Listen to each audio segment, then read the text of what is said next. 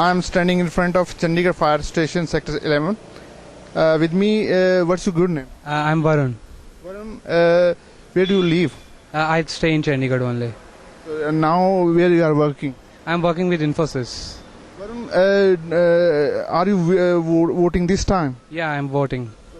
What will the issue in front of you before voting? My main concern would be the job security, that and the security, security-wise, like the people, like the threats from the terrorists, and the people are feeling fear in them. So I would vote for the development. I'm not going to vote for any based on the religion or any caste. I'm just going to vote on the issues like which are concerned to the general public, the job security, and the general security for the people.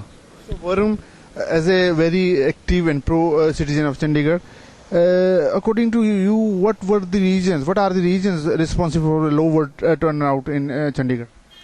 People are not aware, like the few people are coming here from the outside. They are not from the Chandigarh localites. Moreover, the people from here are going outside for working. So they are not coming back for vote, especially for vote, because like the vote, if they put some voting on some weekend or something like that, then they will get the ample time to come back to their places just to cast a vote.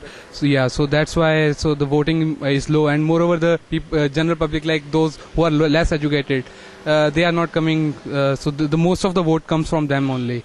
Yeah, the educated people are not coming out because they feel the heat outside. This 42 degree today, so they feel the heat, so they don't come to vote. So through our channel, what message you want to deliver to those who are not taking part in democracy? I would say that you should cast vote. There should be some measures taken by the government so that to make sure that everybody vote. Like in Australia, they have some measures that if somebody doesn't vote, then they take all their rights back. So there should be some method. Like if he's in a government service, they should take all their rights. Like they should be suspended from service. Some steps needs to be taken. Otherwise, the general public are not going to come to vote. It's my privilege to talk to you. It's very good suggestion for a compulsory